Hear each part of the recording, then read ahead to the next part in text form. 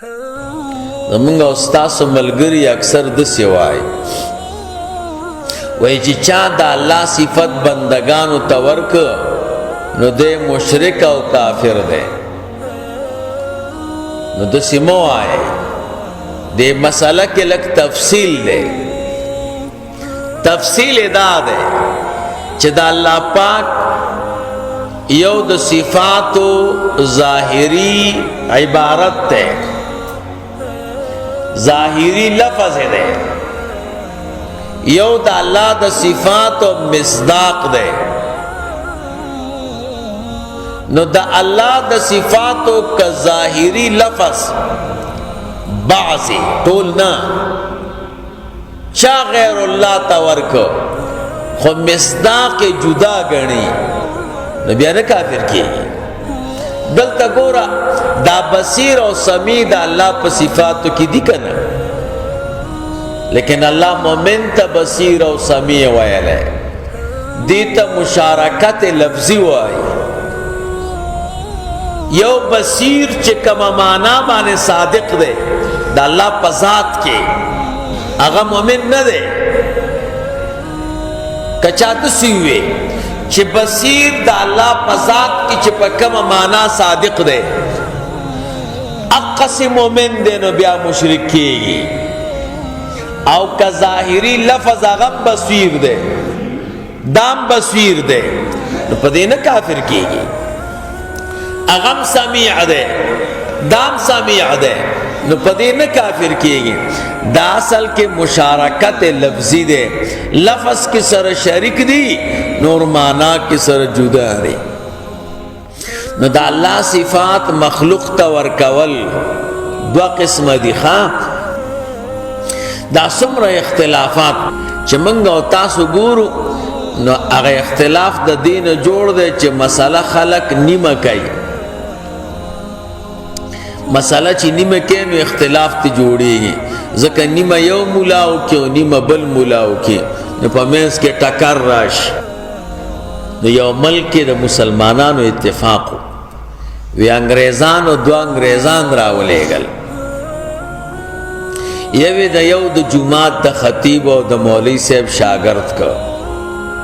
او بلې د بل جومات د خطیب او د مولوي صاحب شاګرد که. او هغه سره خو روپۍ ډېرې وې، مولانا صاحب باندې به ډېره خرچه کوله. علما امامان خو اکثر محتاج وي، چې شاګرد روپۍ ډېرې ورکوي خو خود د هغه نه متاثر وي او سم خدمت یې ورته کوي. چې لږ وخت تېر شه نو دې مولوي صاحب ورته ووې، دا شاګرد ورته وایي دې مولوي صاحب ته وی د اصحاب کهفو د سپي رنګ څنګه و؟ د هغه مولوي صاحب ته خو نه ورته، نو زړه کې وی چې د شاګرد در باندې لکونه روپۍ خرچه کړې، اوس که ورته وایم چې نه راځي نو خو لانجه ده، راشه یو جواب خو ورکه کنه. ورته ووایه بچیه د اصحاب کهفو د سپي رنګ چې و نو هغه سپین و، او دوی هغه بل انګریز او دا سره خو برابر و. هغه ته وی ته هم پوښتنه وکړه. هغه ورته وی مولوي صاحب د اصحاب کهفو د سپي رنګ څنګه و؟ ورته وی تور و. هغه هم نه ورته. ده ورته وی مولوي صاحب دا مسله خو لږ په منبر وکړه چې د اصحاب کهفو د سپي رنګ سپین و. ده په مسله په منبر وکړه، وی د اصحاب کهفو د سپي رنګ سپین و، او 1,00,000 روپۍ ورکړي شاګرد واله روپۍ. اول ته بلم روپۍ ورکړي، ورته وی دا مسله په منبر وکړه.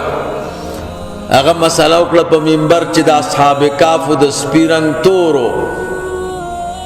دا خلک چې ووته دوی وی هلکه مسله خو مو زده کړه،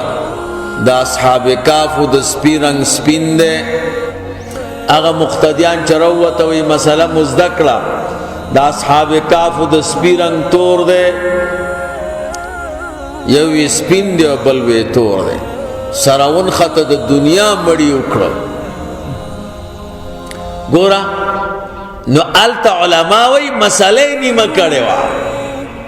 اصحاب کافو د سپیرنگ برگو تور او سپینو وګورا هغه یو پکې تور وي نیمه مسله وکړه کنه نیمه دا وکړه وی سپینو نو لانجه جوړه شو ټول عمر لانجه د دین جوړه ده چې یو مولوی صاحب نیمه مسلو کی نیمه غبلو کی نو دا نیمه کې سره وران شي نو چې مسله مو کله پورا اوریدا بیا پکې اختلاف نه ښه الله چې دا دین را لېږلی د اختلاف د پاره نه دی قسم دی چې تر اوسه پورې ما پخپله د خدای پاک په دین کې اختلافي مسله نه ده لیدلې مسله بالکل یوی اما د ائمو چې کوم اختلاف دی نو هغه حل دی هغه مجتهدین لګېدلي دي او د آیاتونو تعارض او د احادیثو تعارض ختم کړی دی اوس یو مسله حل ده او یو سړی راپورته کوي دا خو زیاتې دی تاسو ته مسله راشي حاجي صاحب ته مسله راشي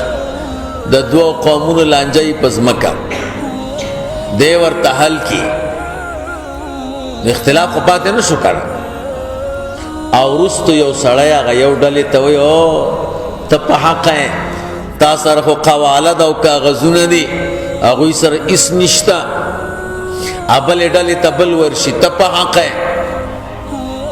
حل شوي او فیصله شوي مسله روباسي نو چې څوک دا شی راپورته کوي فتنهګر دی که نه دی حل ده مسله موږ کې به لاسونه پورته کوو که نه حل ده مسله افغانستان کې پاکستان کې ایران کې ہندوستان کې عراق کې مسلک د امام اعظم ابو حنیفه رحمه الله رایج دی هغه د احادیثو تطبیق کړی دی په ترک د رفع الیدین بس ختم فیصله شوې ده چې څوک د احنافو په مسلکي او د علاقې ټولې دي دلته به څوک لاسونه نه پورته کوي او ته پکې راپورته کېږي چې سنتو باندې عمل کومه نو ته خو مفسد یې که نه د خدای بنده ته خو فتنه جوړی کومه مسله چې حل و هغه دې راوویسته دا خو حل شوې مسله ده که نه احادیثو کې راغلي دي امین به په زوره مسله حل ده امام اعظم ابو حنیفه رحمه الله د دې احادیثو تطبیق کړی دی امین به په زوره نه وای مونږ او تاسو ټول احناف بس او تر پورته کېږي امین په سنتو عمل کوم که چاو عالم په سنتو باندې بوالي او یو سنت چې په آخره زمانه کې راژوندی کې د سلو شهیدانو اجر دی تا ته خدای که د یو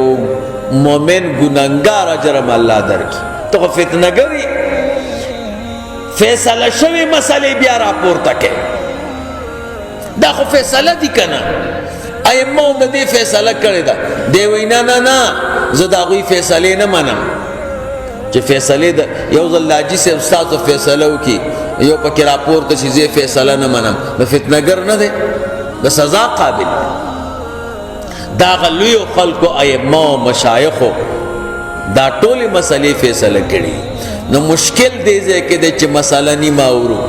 د الله صفات بل چاته ورکول څنګه دي نو دلته دوه مسلې دي یو د الله د صفاتو ظاهري الفاظ دي یو د الله د صفاتو مصداق او معنا ده د الله د صفاتو ظاهري لفظ د غیر الله په صفت باندې ورکول جائز دي لکه دې ځای کې الله بصیر دے سمیع دے مومن تے ویلی دی دا اللہ دا صفات و مصداق و مانا چدا اغبل چاہتا ورکول شرک دے نو اقم سلام صحیح دا ذکر دا اللہ دا سمیع چی دا اللہ پذات کے کم مانا دا اخو دا مخلوق کی اغا مانا نہ جوڑی یواز دانا موجود شو اللہ موجود دے کنا دے منگو تاسم موجود یو نو دا شرک دے نا دا الله وجود او زمنګ د وجود په معنا کې فرق دی دا دواړه چې موجود در تخکاری دا مشارکت لفظی دی لفظ کې سره یو شان دی الله عالم دی او مونږ وایو الکه دلته یو خسته عالم دی مسلې پختنه به کې وکړو نو دا شرک دی دا شرک نه دی الله چې څنګه عالم دی دې رنګ داسې نه دی دا خو لیکن دې ته مشارکت لفظی وایي لفظ کې سره یو شان دی راځه مثل الفریقین الله فرمایي مثال د دواړو ډلو د مؤمن او د کافر کلاعما والاصم پشان د ړوند او د کون دی دا د کافر مثال څنګه چړون شین نویني دغه رنګه کافر حق نویني څنګه چې کون څه خبر ناوري نو کافر حق ناوري والبصير والسميع او مثال د مؤمن پشان د بصیر او د سمیع ده لیدون کې ده او اوریدون کې ده حق ګوري مواوري حال یستویان مثلا اے مخاطب ای زما پیغمبر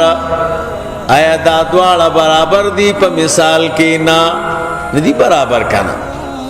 افلا تذکرون آیا تاسو نصیحت او پندولنا خلی د مؤمن مثال من درته وي د کافر من درته ولی دواړه سره یو ځای کوي دې په منځ کې غټ تفاوت